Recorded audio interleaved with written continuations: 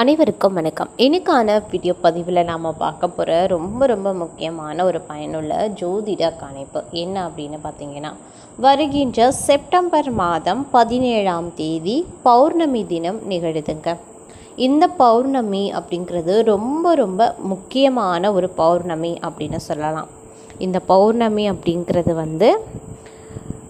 புரட்டாசி மாதத்தில் வரக்கூடிய முதல் பௌர்ணமி. புரட்டாசி மாத 1ஆம் தேதிக்கு பிறக்கக்கூடிய ஒரு முதல் பௌர்ணமியாக இது விளங்குகிறது. அது மட்டும் இல்லாமல் பௌர்ணமி தினம் அப்படின்னு சொன்னாலே விரத வழிபாடு பரிகாரத்திற்கு உகந்த ஒரு திதி நாள். இந்த நாளில் நாம் செய்யக்கூடிய விரதங்கள், வழிபாடுகள், பூஜைகள் இவை அனைத்துமே பல்வேறு நன்மைகளை நமக்கு சேர்த்து தரும் அப்படின்னு சொல்லலாம்.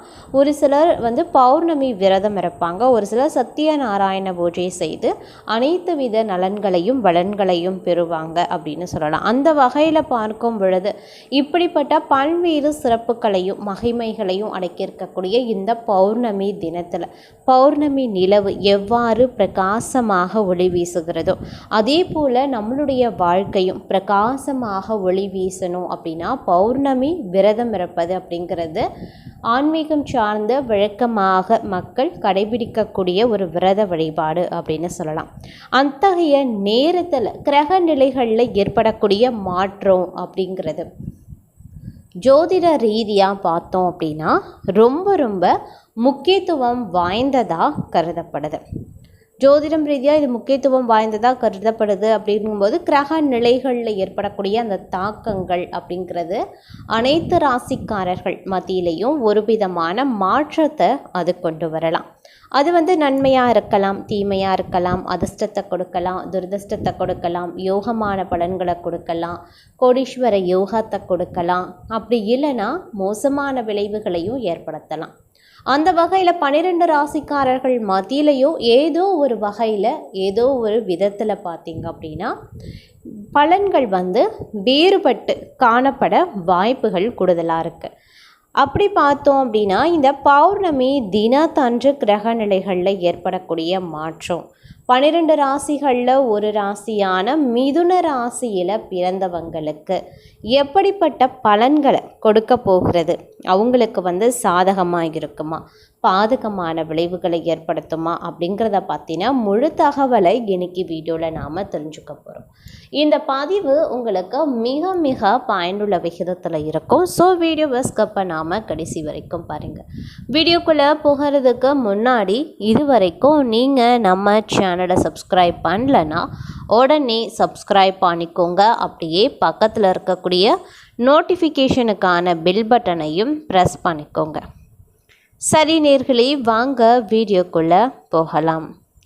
மிதுன ராசி அன்பர்களே, இந்த காலகட்டத்தை பொறுத்த வரைக்கும் பார்த்திங்க அப்படின்னா உங்களுக்கு பல்வேறு வகைகளில் நன்மைகள் ஏற்படக்கூடிய வகையில் அமைய பெற்றாலும் இந்த செப்டம்பர் மாதம் 17ஆம் தேதிக்கு பிறகு சில மோசமான விளைவுகள் ஏற்படுவதற்கான வாய்ப்பு சற்று கூடுதலாகவே இருக்கிறது அப்படின்னு சொல்லலாம்.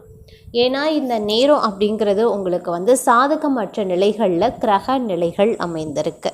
சில விஷயங்கள் உங்களுக்கு நன்மையை கொடுத்தாலும் பல விஷயங்கள் உங்களுக்கு ஆபத்தையும் விளைவிக்கும். அதனால் கொஞ்சம் உஷாராக இருக்கணும். எந்த ஒரு விஷயத்துலையுமே எடுத்தேன் கவுத்தேன் அப்படின்னு சொல்லிட்டு எதுவுமே பண்ணக்கூடாது. சிந்தித்து செயலாற்றக்கூடிய ஒரு காலகட்டமாக இந்த காலகட்டம் உங்களுக்கு அமைய பெறுகிறது அப்படின்னு நாங்கள் சொல்லணும். அதனால் எந்த ஒரு விஷயத்துலையுமே தீர ஆலோசனை பண்ணுங்கள். நன்றாக யோசித்து ஒரு முறைக்கு பல முறை 1000 முறை கூட யோசித்து நீங்கள் ஒரு முடிவை எடுக்கலாம். அதுதான் உங்களுக்கு உகந்ததாக இருக்கும்.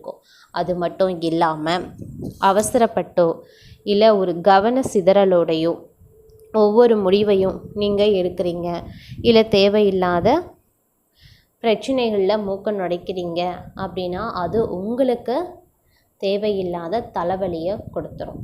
தேவையில்லாமல் நீங்கள் ஒரு பிரச்சனையில் சிக்குவதற்கான வாய்ப்பாக அது அமையப்பெறும் அப்படின்னு தான் சொல்லணும். அதனால் முடிஞ்ச வரைக்கும் கொஞ்சம் உஷாராக இருப்பது ரொம்ப அவசியம். எந்த ஒரு விஷயமாக இருந்தாலும் தீர்க்கமான முடிவுகளை எடுக்க பாருங்கள், நல்ல ஆலோசனை பண்ணுங்கள், அவசரப்பட வேண்டாம், நிதானமாக இருப்பது முக்கியமான ஒன்று. உத்தியோகத்தில் இருக்கிறவங்களுக்கு உங்களுடைய பணியிட சூழல் அப்படிங்கிறது ஒரு கலவையான நிலைகளை ஏற்படுத்தும்.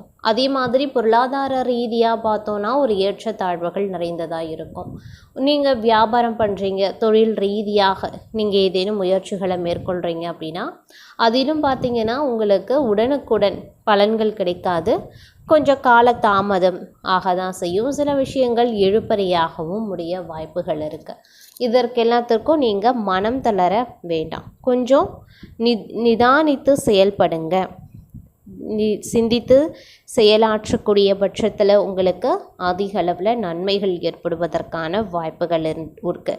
இந்த நேரத்தில் நீங்கள் உண்டு உங்கள் வேலை உண்டுன்னு அப்படின்னு இருக்க வேண்டியது ரொம்ப ரொம்ப முக்கியமான ஒன்றாகவும் சொல்லப்படுது அப்படின்னு சொல்லலாம். ஏன் அப்படின்னா பல வகைகளில் பார்த்தீங்க அப்படின்னா நீங்கள் கொஞ்சம் நிதானமாக செயல்படணும்.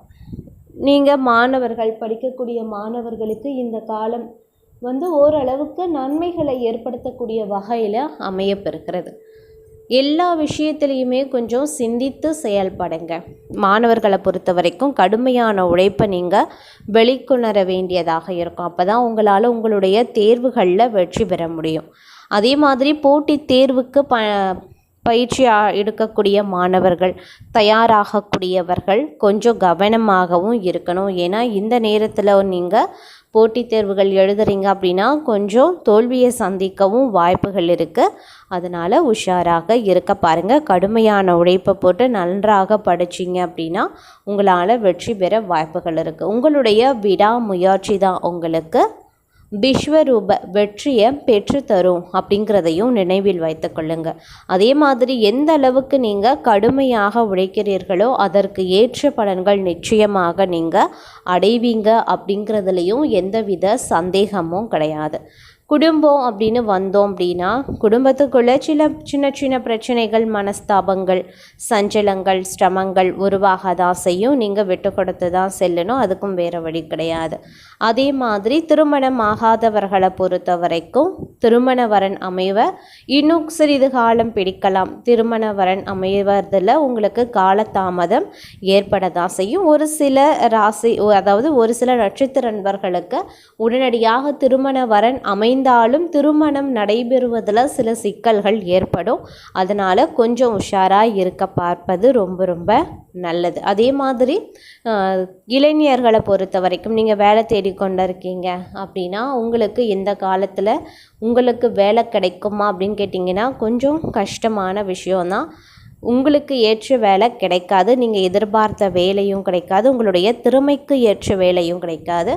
ஏதோ ஒரு வேலை அப்படின்ற மாதிரி உங்களுக்கு பணிகள் கிடைக்க வாய்ப்புகள் இருக்குது. குறிப்பிட்ட சம்பளத்துடன், குறிப்பிட்ட உங்களுக்கு பிடிக்காத இல்லை ஏதேனும் ஒரு வேலை கிடைக்க வாய்ப்புகள் இருக்குது. நீங்கள் எதிர்பார்த்த வேலை கிடைக்கிறதுல சிரமங்கள் நீடிக்கத்தான் செய்யும். அதனால் கவலை கொள்ள தேவையில்லை. கிடைக்கிற வேலையில் நீங்கள் ஜாயின் பண்ணிவிட்டு அதுக்கப்புறம் பிடித்த வேலையை தேட முயற்சி பண்ணுங்கள். அதில் உங்களுக்கு நிச்சயம் வெற்றி கிடைக்க வாய்ப்புகள் கூடுதலாகவே இருக்கிறது. உடல் ஆரோக்கியம் அப்படின்னு பார்த்தோன்னா உடல் ஆரோக்கியம் ரீதியாக நிறைய விஷயங்கள் கொஞ்சம் சிரமமாக இருக்கும். ஏன்னா சின்னதான பிரச்சனைகள் எழுவதற்கு வாய்ப்புகள் இருக்குது. ஆரோக்கியம் சம்பந்தப்பட்ட விஷயங்களில் கொஞ்சம் எச்சரிக்கையாக இருக்க வேண்டியதும் முக்கியமான ஒன்று அப்படின்னு நான் சொல்லணும். அதனால் ஆரோக்கியம் ரீதியாக கொஞ்சம் கவனமாக செயல்பட பாருங்கள். ஆரோக்கியமான உணவுகளை நேரத்திற்கு சரியாக எடுத்துக்கொள்ள வேண்டியது அவசியம். அப்படி இல்லை அப்படிங்கிற பட்சத்தில் மற்றொரு புறம் மருத்துவ செலவுகள் ஏற்படுவதற்கான வாய்ப்பு கூடுதலாகவே இருக்கப்பெறுகிறது. அதனால் மருத்துவ செலவுகளை நீங்கள் கட்டுப்படுத்தணும் அப்படின்னா உங்களுடைய ஆரோக்கியத்திலையும் நீங்கள் அதீத எச்சரிக்கை உணர்வுடன் நடந்து கொள்ள வேண்டியது முக்கியமான ஒன்றுங்க. அதே மாதிரி வெளியிடத்தில் செல்கிறீங்க, திடீர் பயணங்கள் மூலமாக உங்களுக்கு அலைச்சல்கள் உருவாகத்தான் செய்யும். மனசோர்வு, உடல் அசதி, மன அசதி போன்றவை ஏற்பட வாய்ப்புகள் இருக்குது. அதனால் பயணங்களின் போது திட்டமிட்டு பயணங்களை மேற்கொள்ளுங்க. திடீர் பயணங்களை முற்றிலுமாக தவிர்த்து கொள்ளுங்க. அதிலும் இரவு நேர நெடுந்தூர பயணங்களை முற்றிலுமாக தவிர்ப்பது ரொம்ப ரொம்ப நல்லது. மொத்தத்தில் இந்த காலம் ஏற்றத்தாழ்வுகள் நிறைந்ததாக இருக்கும். அப்படிங்கிறதுனால கொஞ்சம் எச்சரிக்கையாக இருப்பது அவசியம்.